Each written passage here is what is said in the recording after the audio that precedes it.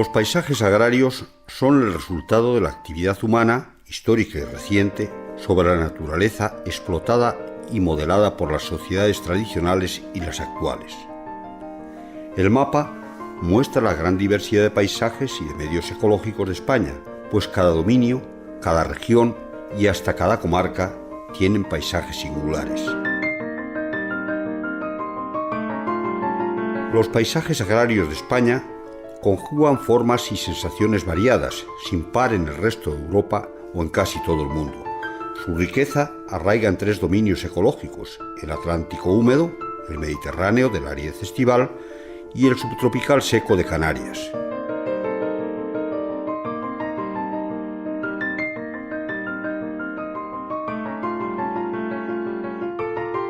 Las razas ganaderas de la España atlántica comparten genes y cualidades con las del sudoeste de Europa, a través de movimientos seculares y recientes del ganado en territorios colindantes. Los Pirineos, más que barrera insuperable,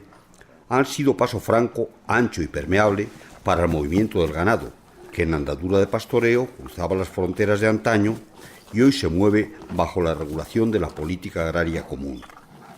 El clima lluvioso del norte es clave del paisaje ganadero, fundado en el verdor herbáceo del Prado, en franja estrecha desde Galicia hasta Cataluña, que se desdobla entre la costa temperada y la montaña fría y nivosa de la cordillera Cantábrica y los Pirineos, con una extensión de apenas un 15% de la de España. La gran región florística eurosiberiana, que se prolonga por todo el centro y norte de Europa, tiene en esta franja de España un fino apófisis sudoccidental que conlleva una composición similar en las especies herbáceas de prados y pastizales. Los prados más bajos del litoral se mantienen vivos y sostienen al ganado durante casi todo el año, frente al letargo invernal en la altitud de la montaña, donde a partir de noviembre y hasta mayo alterna la marchidez del herbazal por las heladas con la cobertura prolongada del manto de nieve.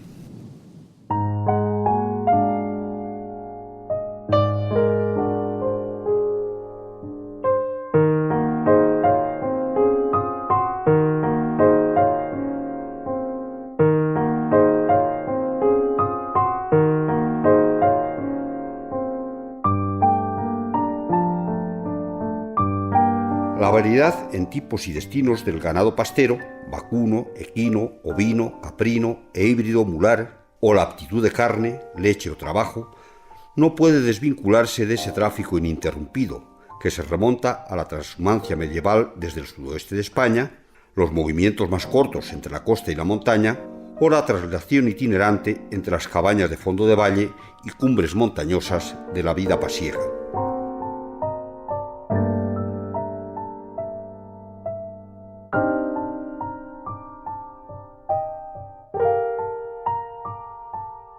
Más extensa es la España mediterránea, donde el secano cerealista del terrón y de la cárcava se distingue por la muda estacional entre el mar verde del cereal, nacido en invierno y espigado en primavera, y por el dorado de la mies o del rastrojo en verano, alternando con el pardo de las aradas y los barbechos.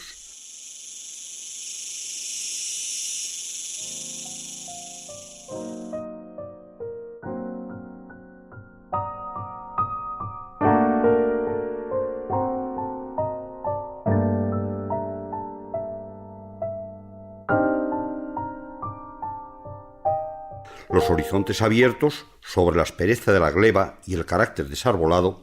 acentúan la magnitud y grandeza de estos campos y paisajes, ensalzados por la generación del 98.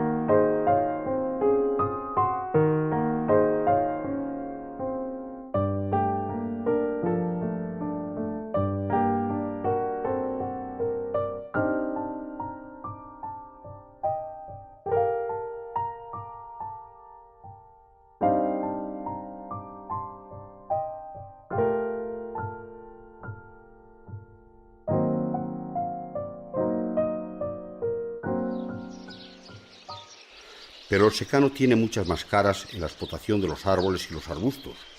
desde el monte hueco de encinas, de alcornoques y de rebollos en las dehesas, como arbolado autóctono, hasta las alineaciones de olivos, almendros y vides, todos longevos y resistentes a la aridez estival.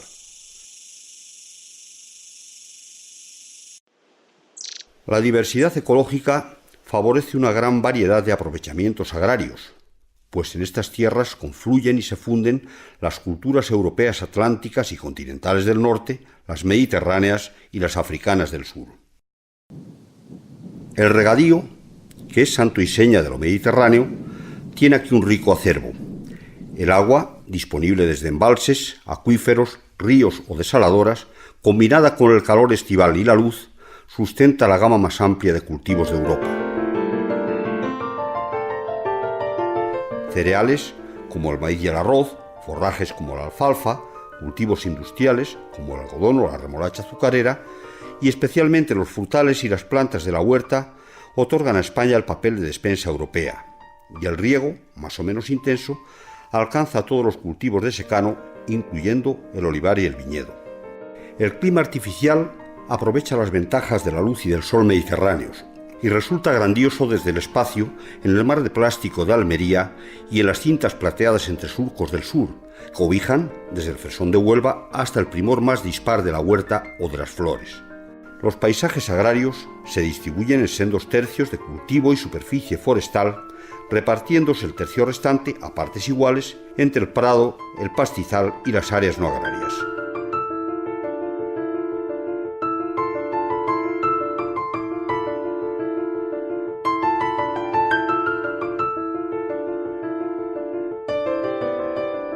La agricultura y la ganadería vienen forjando los paisajes desde hace 5.000 años. Por eso, la historia no solo es clave temporal de los paisajes, también genera un enorme patrimonio de creación humana que va desde los suelos y los parcelarios artificiales de los aterrazamientos hasta las instalaciones para el manejo del ganado o la guarda de los alimentos, e incluye el poblamiento y el legado genético de especies vegetales y animales autóctonas.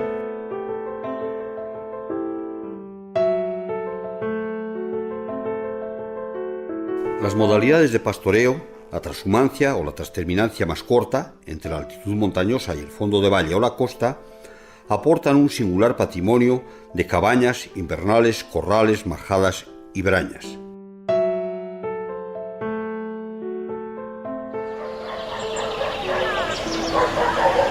Los efectos y valores patrimoniales superan con mucho los de la casa o vivienda tradicional, que se enriquece con anexos varios como hórreos, corredores, pajares o eniles, paneras y cobertizos para la maduración y el depósito de productos o aperos, e incluso establos, mientras que otras construcciones, como los molinos y los hornos, se dedican a la elaboración.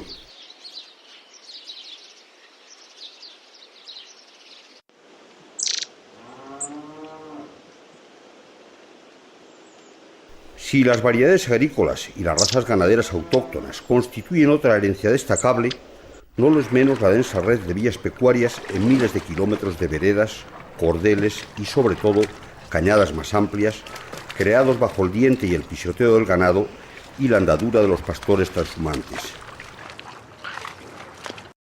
Dentro del predominio del ganado vacuno de carne y leche, que se alimenta de la hierba espontánea en toda la franja atlántica, hay riqueza de medios, áreas y modos de aprovechamiento. La suavidad invernal en la costa permite la pación durante casi todo el año, mientras que en la altitud el frío y la nieve de la cordillera Cantábrica y los Pirineos se restringe al verano, cuando sigue recibiendo vacadas que invernaron en medios más cálidos o recogidas en establos. El ganado, en su conjunto, ha forjado en el tiempo el paisaje agrario de la España atlántica, y no solo a través de las labores del prado, sino directamente con el diente y las deyecciones que limitan el matorral por ramoneo y nitrificación en beneficio del pastizal.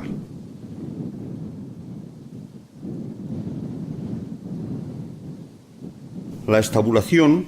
más o menos larga, requiere la siega, la enificación o el ensilado en plástico de la hierba para la ceba invernal, que se obtiene de los prados dispuestos en franjas con extensión reducida en el tramo inferior de los valles. Los más bajos y llanos son prados de vega, los más ricos y fácilmente regables frente a los prados de valle más altos que se prolongan desde fondos cóncavos hasta los tramos más empinados de las vertientes.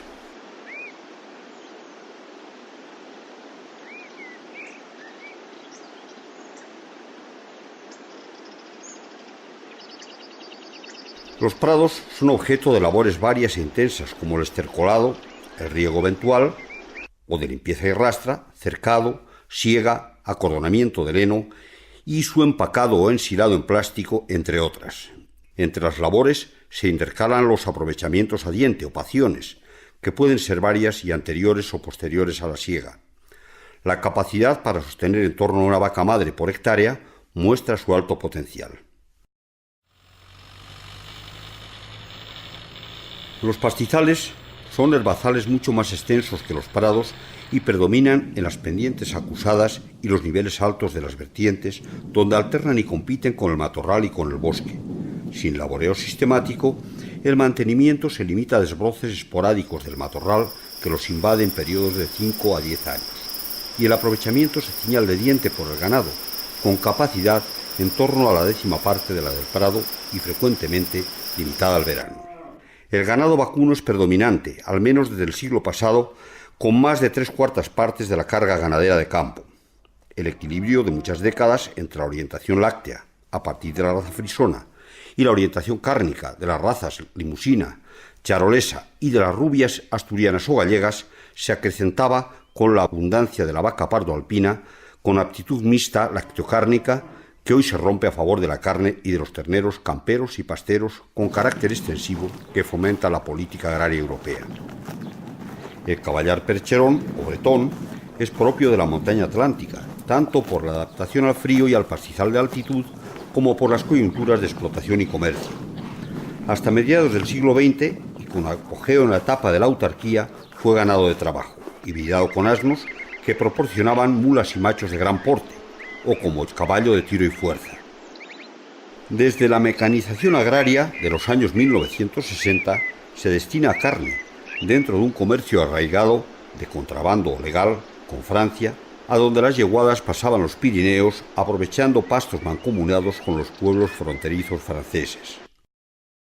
El ganado ovino tuvo un papel destacado con la transhumancia y el veraneo de varios cientos de miles de merinas en los puertos de montaña. Pero la decadencia de la lana, que fuera su principal esquilmo, la dureza del pastoreo y del traslado por las cañadas han reducido a valor testimonial a los pocos rebaños y a solo algunos miles de ovejas los que hoy se desplazan desde las dehesas del sudoeste de España.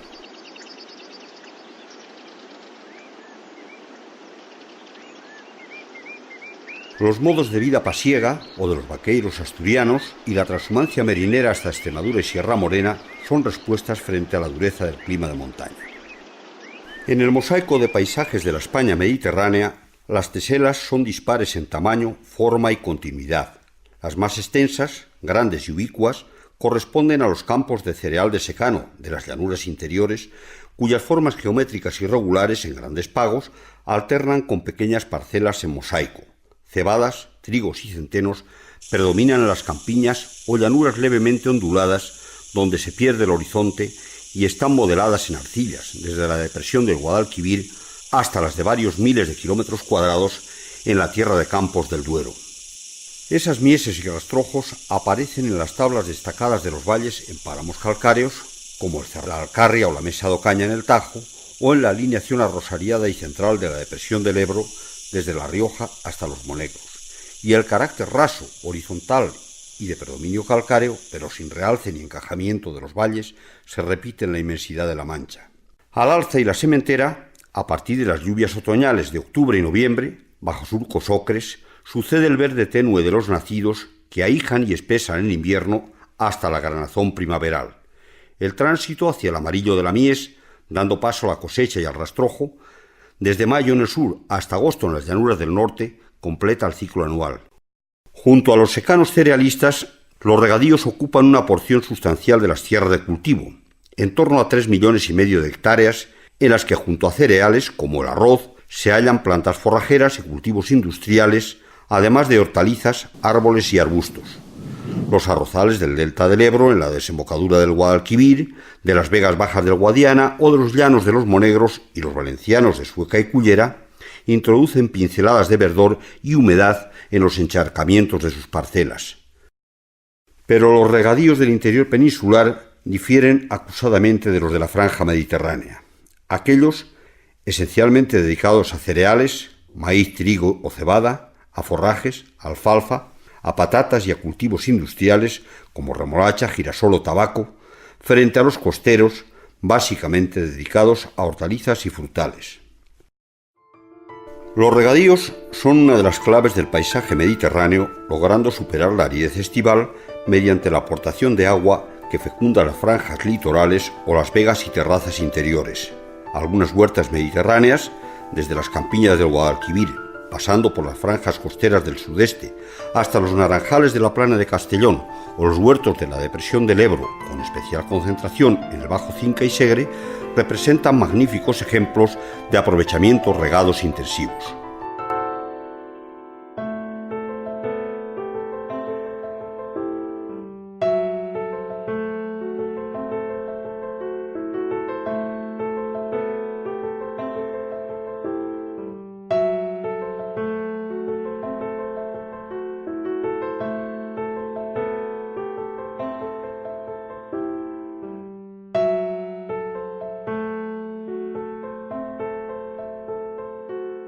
Otros regadíos del interior se orientan a la producción de forraje, complementario con los pastizales extensivos del oeste peninsular. Su paisaje es el del monte hueco o aclarado de quercíneas, como la encina, el alcornoque y el roble rebollo, principalmente en grandes fincas o dehesas, que predomina en todo el oeste y sudoeste, desde Salamanca hasta Sierra Morena, y constituye el paisaje ganadero mediterráneo por excelencia, incluyendo el ganado vacuno, el ovino y los cerdos camperos.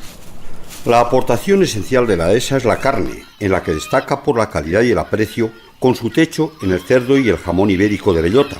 que logra exquisitez y proyección mundial frente a la mayor entidad de la carne de vacuno de razas autóctonas o en cruce con limusinas y charolesas. El olivar es el más genuino entre los paisajes arbustivos mediterráneos, pues solo se cultiva en este dominio, surge del acebuche autóctono y soporta mejor que cualquier otro la aridez y la sequía, que son los obstáculos principales del clima. Con 1/3 de la producción mundial, los olivares españoles destacan también por la calidad y la difusión, pero toleran mal el frío que los excluye de las llanuras del Duero y de las montañas septentrionales. La dispersión por Cataluña, Aragón, Valencia, Madrid, Castilla-La Mancha, Extremadura o Murcia, en pagos de monocultivo o mixtos con viñedo y cereal, conlleva una gran riqueza de paisajes, frutos y sabores, pero no cubre la enormidad de los olivares andaluces, entre ellos los de Jaén, que aporta más de 1/3 de la producción aceitunera española en alternancia de secano y regadío, de campiña y sierra o de distintas variedades de aceituna. En ambos tipos de olivar, la proyección hacia la calidad, tanto por las variedades y el cuidado de la aceituna, como por la elaboración de aceites adecuado al consumo, la selección y la promoción comercial, son bases de futuro y del sostén de la primacía olivarera española en el mundo.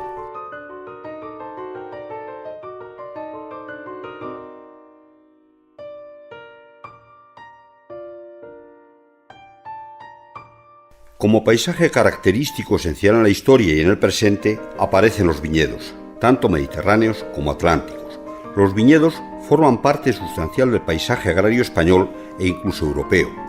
Por su carácter de cultivo colonizador, la viña se ha extendido tanto por el mundo mediterráneo como por el Atlántico y el continental, ocupando generalmente los peores suelos,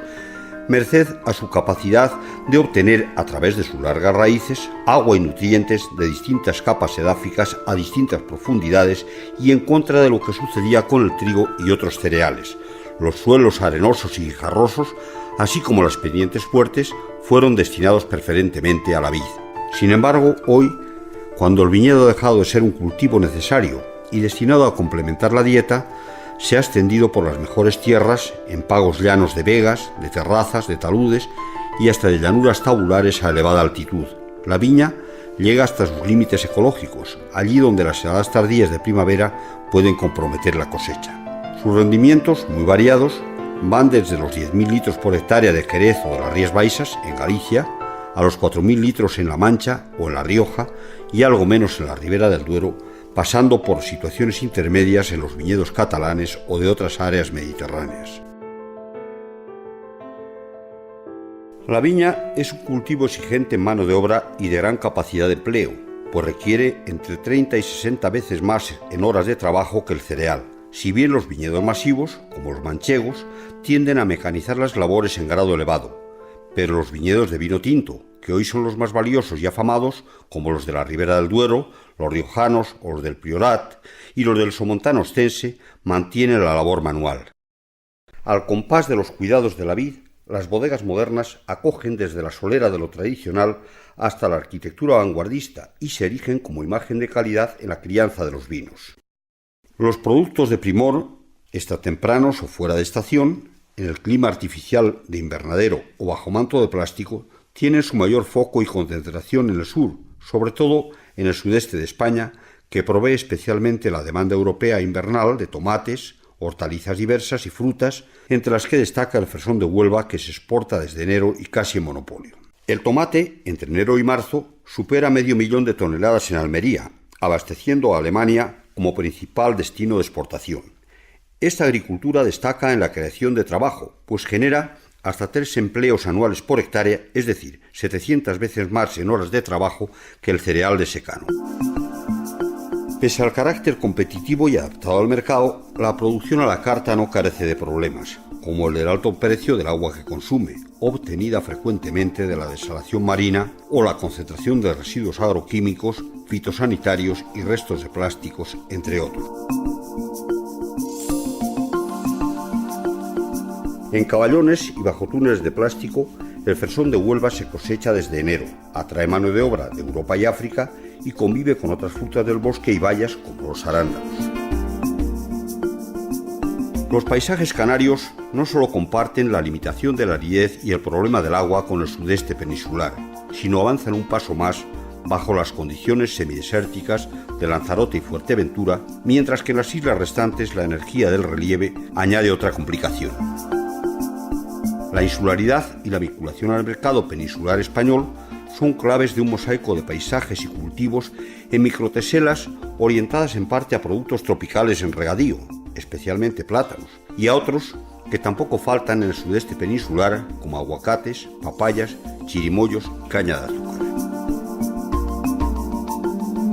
Los tomates o las flores, también regados, oscilan en área de producción según coyunturas, mientras que las patatas o papas se orientan al consumo insular. El olivar regresivo y el viñedo, llevado hasta el límite ecológico en Lanzarote, hacen patentes unos lazos culturales muy estrechos con la España mediterránea, cuya amplitud paisajística se ensancha con Canarias.